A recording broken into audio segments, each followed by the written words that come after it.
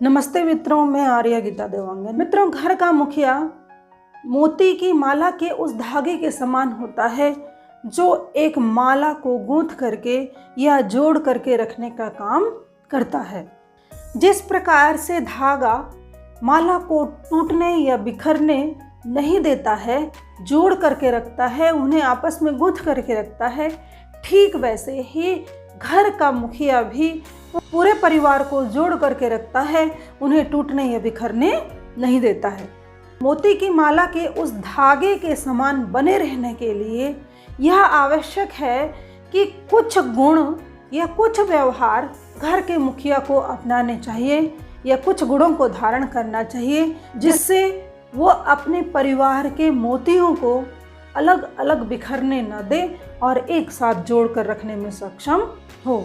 आज इस वीडियो के माध्यम से हम इसी विषय पर चर्चा करेंगे कि परिवार के मुखिया को कैसा व्यवहार करना चाहिए या कैसा होना चाहिए जिससे उसका परिवार एक साथ जुड़ करके रह सके। उससे पूर्व आपने अगर इस चैनल को सब्सक्राइब नहीं किया है तो सब्सक्राइब कर लीजिए, जिससे मेरे आगामी वीडियो आप तक तुरंत पहुंच सकें। और वीडियो के अंत में मैं आपको यह भी बताऊंगी कि मेरे स्वर्गीय ससुर श्री महेश देवांगन जी में ऐसे कौन से गुण थे जिससे वे सबके पूज्य और सम्मान के पात्र थे।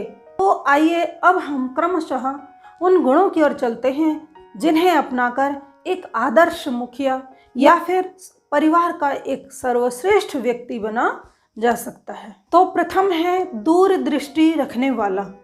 जो परिवार का मुखिया होता है वो वर्तमान को तो संजोता ही है, लेकिन साथ ही साथ अगर वह दूरदृष्टि रखता है तो वर्तमान में किए जाने वाले कई व्यवहारों को, कई गलत व्यवहारों को वह सकारात्मक ढंग से सोचता है और उसमें भविष्य को देख करके या और भविष्य की सकारात्मक नकारात्मक दोनों स्थितियों का विचार करते हुए निर्णय लेता है और गलत करने वाले को सकारात्मक ढंग से प्रेरणा भी देता है।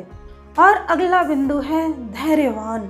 मित्रों, जहाँ दो चार बर्तन होते हैं वहाँ तो खटकते ही हैं। तो परिवार में भी जब इतने सारे लोग रहते हैं तो निश्चित ही है उनमें टकराव होने की स्थिति अवश्य ही होती है, क्योंकि सबके विचार कभी भी समान नहीं हो सकते। ऐसी स्थिति में अगर परिवार का मुखिया धैर्यवान होता है तो वो सारी परिस्थिति को धैर्यपूर्वक देख करके विचार करके निर्णय लेता है। इससे विवाद की स्थिति नहीं होती है। कोई भी बात विवाद की स्थिति तक तभी पहुंचती है जब सामने वाला उसका प्रत्युत्तर या फिर प्रतिकार तुरंत करता है। इसीलिए परिवार का मुखिया अगर धैर्यवान होता है तो उससे विवाद की स्थिति उत्पन्न ही नहीं होती है। जब दो भाइयों में या परिवार के अन्य किसी में किसी बात को लेकर के विवाद उत्पन्न होता है तो उसका निर्णय जो घर का मुखिया होता है उसी को करना चाहिए। वह सही निर्णय तभी दे सकता है जब वह न्यायपूर्ण ढंग से विचार करेगा। न्यायपूर्ण ढंग से विचार करने के कारण वह दोनों पक्षों को ध्यान से सुनेगा और फिर जिस निर्णय पर पहुंचेगा वह निश्चित ही ठीक ही होगा। इसीलिए परिवार के मुखिया का न्याय युक्त होना या न्यायप्रिय होना या न्याय के व्यवहार को अपनाना अति आवश्यक होता है। और अगला बिंदु है सबकी भावनाओं को समझने वाला। घर के लिए कोई नियम बनाना हो या फिर किसी विशेष निर्णय पर पहुंचना हो, उसमें परिवार के सभी लोगों की सहमति, परिवार के सभी लोगों का विचार अति आवश्यक होता है।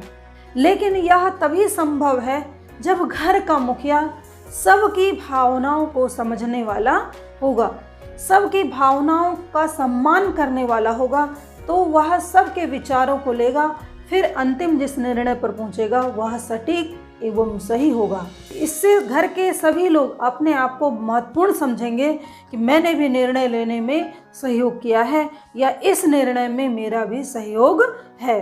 और इससे फिर परिवार में प्रेम और सौहार्द का व्यवहार भी बढ़ेगा। और अगला है संवाद करना। परिवार के लोगों की भावनाओं को समझने के लिए यह अति आवश्यक है कि परिवार के लोगों से कभी संयुक्त रूप से और कभी किसी किसी से अलग अलग रूप में बात करके उसके अंदर की भावनाओं को जाना जाए। जब किसी के अंदर की भावनाओं को हम जान जाते हैं तो हमें निर्णय लेने में या फिर उसके विचार के अनुसार व्यवहार करने में सुविधा होती है। इसीलिए परिवार के मुखिया को अपने से छोटों के साथ अर्थात प्रत्येक परिवारीजनों के साथ बीच बीच में कभी भी समय निकाल करके एकांत में अलग से बातचीत का मौका निकालते रहना चाहिए। इससे आपसी समझ, आपसी प्रेम भी बढ़ेगा और सबके मन में संतुष्टि का भाव भी रहेगा। अगला बिंदु है अपने विचारों को परिवार पर न थोपना या तानाशाही न होना। मित्रों, सभी लोग स्वतंत्रता चाहते हैं। सभी यह चाहते हैं कि हमारे व्यक्तिगत जीवन में किसी का भी हस्तक्षेप न हो। ऐसी स्थिति में यदि परिवार का मुखिया अपने विचारों को सामने वाले के ऊपर थोपेगा तो उससे घर में उहापोह की स्थिति बनती है और विवाद भी उत्पन्न हो सकता है। और कई बार तो अपनी व्यक्तिगत स्वतंत्रता को बचाए रखने के लिए बेटे, बहू या फिर परिवार के अन्य लोग अलग रहना पसंद करते हैं या फिर एक ही घर में 2 रसोई घर भी बन जाते हैं। इसीलिए परिवार के मुखिया को इस बात का ध्यान रखना चाहिए कि वो तानाशाही न अपनाए, सामने वाले को भी कुछ स्वतंत्रता अवश्य ही दे।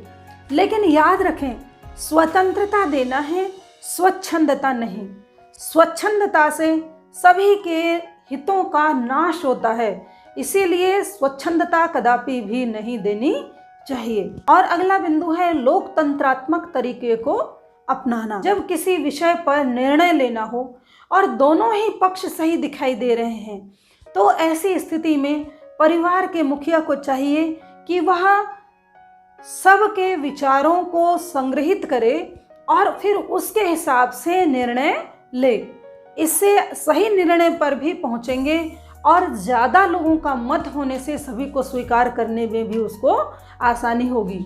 मित्रों, आप में से कई अपने घर के मुखिया होंगे या फिर भविष्य में मुखिया बनेंगे। ऐसे में अगर आप इन व्यवहारों को अपनाते हैं तो मेरा ऐसा मानना है कि आप निश्चित ही अपने परिवार की माला को संजोए रखने में, सुरक्षित रखने में सक्षम होंगे। मित्रों, इस वीडियो को बनाने की प्रेरणा मुझे अपने ससुर जी के जीवन को देख करके हुई।